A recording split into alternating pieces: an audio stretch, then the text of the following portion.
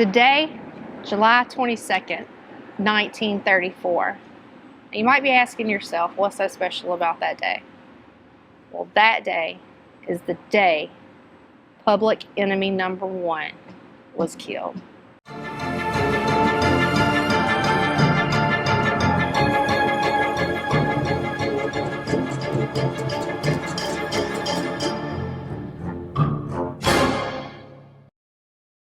So John Dillinger was born in 1903.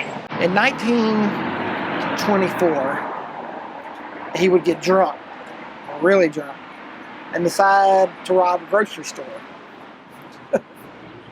Subsequently, he would get caught, right? And even though he had no prior convictions whatsoever, never been in trouble or anything like that, they still gave him 10 years. He would get paroled in 1933, right? But what he experienced with the criminal justice system, basically, it kind of hardened him. Also, being around a lot of other criminals in prison kind of told him what he really wanted to do in his life, or what his future self was going to be. Because when you get 10 years for robbing a grocery store and with no prior convictions, it kind of does something to a man. Changes a man. Changes a man on the inside. So, he gets out, like I said, he gets paroled, right? And he decides, I'm going to be a bank robber. Because, you've been in prison. What else is there to do? You're going to be a bank robber, right? So he gets him a gang together, and they rob everybody, in a manner of speaking. They commit robberies all across the United States. They're really good at it. John Dillinger's really good, public enemy number one. Dillinger and his gang, great at what they do, right? Well, eventually, he gets captured, All good things must come to an end one day, I guess. And he would be placed in the escape-proof Lake County Jail in Crown Point, Indiana.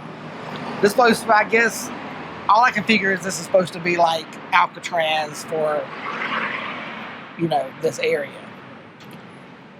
So, in 1934, March of 1934, actually, Dillinger escapes the unescapable jail, And this is how he does it. He takes a wooden gun.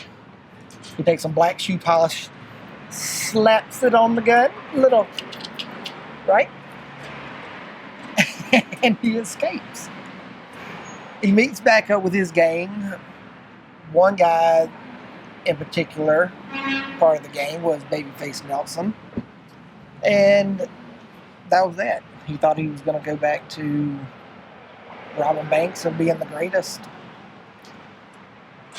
But a few months later, it just wouldn't continue on. It just wouldn't happen. Around this time in Chicago, a man calling himself Jimmy Lawrence started going out with a waitress called Polly Hamilton. For extra cash, she occasionally worked as a call girl. On the night of July the 22nd, he asked her to go to the Biograph with him. He invited the madame she worked for along. The scene was set for an extraordinary episode.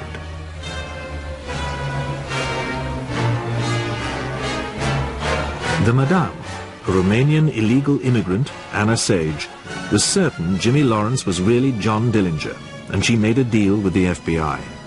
She would wear something bright so they could spot him coming out. Later, she explained her reasons. When I learned he was Dillinger, I knew he had been killing without mercy. So I went to a policeman I knew, and he arranged a conference with the government agents. So July 22nd, I called Mr. Purvis, and I told him that Dillinger was going to a show. The government agent will follow us. When we came out, they tried to capture Dillinger, and he was killed. So I've done my part.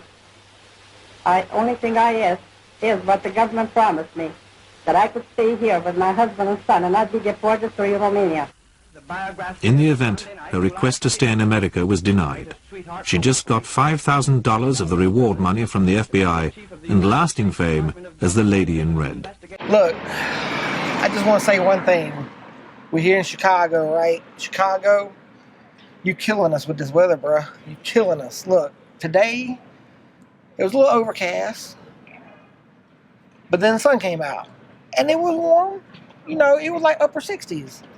Now, all of a sudden, y'all decide to flip the switch, and it's freezing cold out here and windy. You're killing me, bro. You're killing me. I like your city, though, but you're killing me. So we have the lovely siren going off. True Chicago fashion, I think.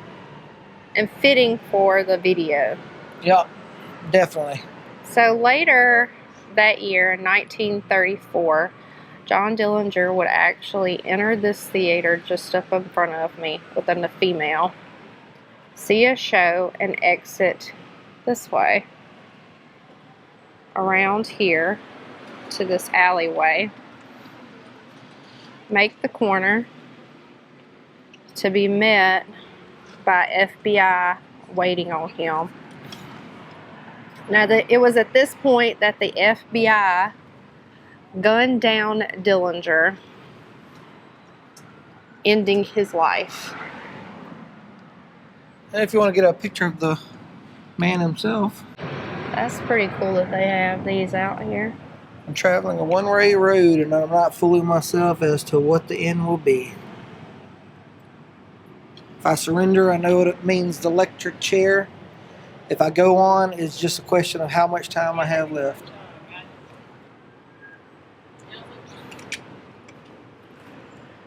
Dillinger gang.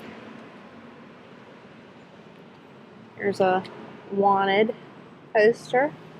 John Dillinger, public enemy number 1. This was how a contemporary newsreel described the ambush. At about 10 o'clock, Dillinger walked out of the theater with his mouse, who were about to sell him to justice for a price. The federal agents were watching. Tensely and silently, they closed in about him. Suspicious and alert, Dillinger sensed that something was wrong. His hand flew to the gun hidden in his pocket. He was going to fight it out with the law. But a federal agent beat him to the draw and sent a bullet crashing through his skull to emerge beneath the right eye. In spite of the fatal shot, the Hoosier hoodlum ran into the alley, but fell with 2 more bullets searing into his body. Rushed to the Alexian Brothers Hospital, it was found that Dillinger had paid the price for his crimes before his patrol wagon ambulance reached that abode of mercy. I arrived at the scene of the shooting of John Dillinger and found that the body had been taken to the Alexian Brothers Hospital, and from there to the county morgue. I went to the county morgue and questioned the government agents, who told me that they had shot John Dillinger as he drew a gun in front of the theater. I then searched the body and found from my search that it was John Dillinger, as there was a picture of Evelyn Freschetti, his sweetheart, in the watch. Also, the picture that Corner Walsh had furnished us was absolutely a duplicate of the deceased John Dillinger. So really there was a lot of debate after the FBI gunned down Dillinger that night. A lot of people speculate whether it was actually him. But was it really John Dillinger? Dillinger's eyes were blue-grey. The dead man had brown eyes. Dillinger had several scars. The dead man had none. Dillinger had never had rheumatic fever. The dead man's heart showed that he had. Dillinger had perfect eyesight. The dead man wore prescription glasses.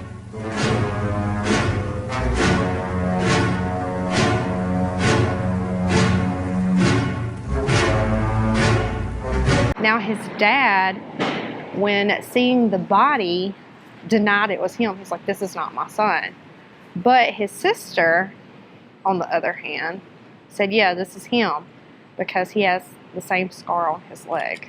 I'm just gonna walk on down this little alleyway, little ways. Really, if John Dillinger would have gotten away, they said that the person standing in for him, or John, if you want to believe it was him that was gunned down here, haunts this alleyway. I mean, if it was a stand-in, he has a reason to be angry, because he was just standing in for somebody and gunned down when he shouldn't have been. So the guy that they think was actually the stand-in for Dillinger was a man by the name of Jimmy Lawrence.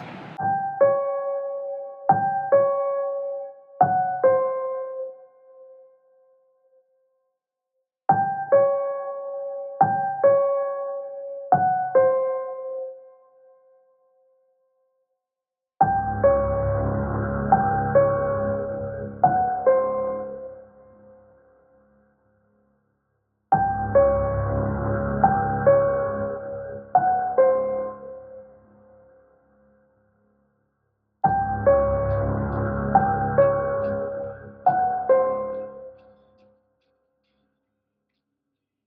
Here's a shot from across the road.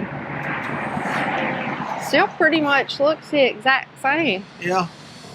I think the only thing you can really say that's probably not the same is those doors and windows around the ticket booth. I mean, that's probably been updated since 1934. Yeah, so he would have came out and went this way.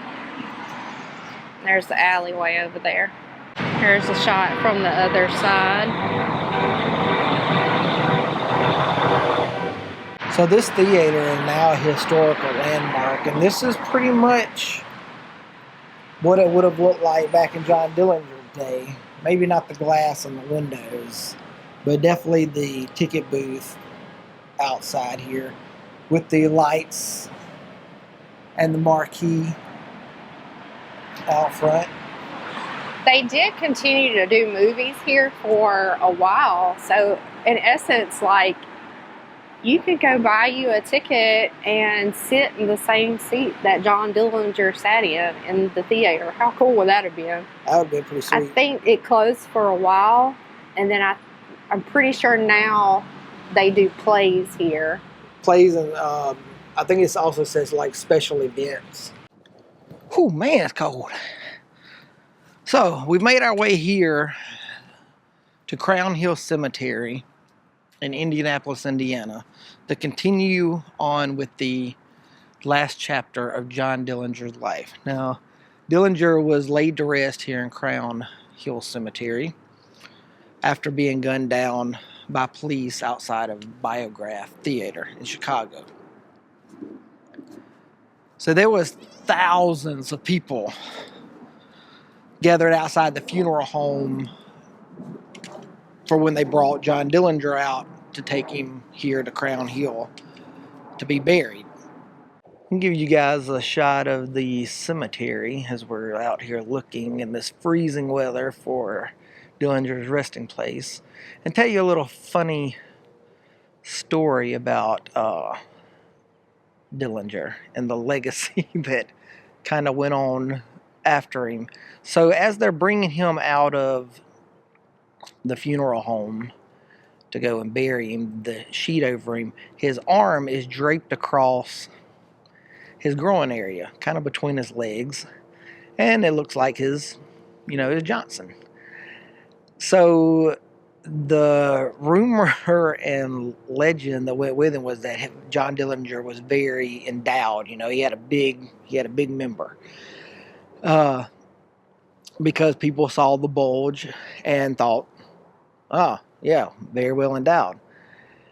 And even after, the autopsy came out that he was just an average-sized guy, nothing to write home about, people still didn't believe it. They still said, no, I've seen the photos, I saw him whenever he came out, and, he's well endowed. And it got to where even the photos had to kind of be, the bulge had to be erased, so to speak, or toned down so that people wouldn't keep believing the story of him being well endowed. So, guys, you just don't know how cold it is. I've done gotten to where I cannot feel this hand. Found it. Found it. So, let's see. We have a couple Dillingers here. We have John Dillinger. We have Molly Dillinger. And then we have John Dillinger Jr. I think I know which one's his, though. I think I know. I'm going to say it's the one with the rose and all the coins. And if you notice, this is not rock. This is cement around the top of his headstone. Now, my guess would, and this is only my guess, I don't know, but my guess would be to, one, keep people from stealing his headstone, so because it looks like the stone is cemented down to this, and then it's cemented into the ground. That would be my biggest guess. My second guess, maybe to keep people from digging around it. I don't know, but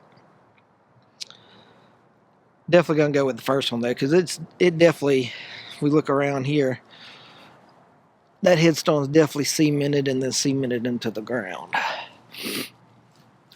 So,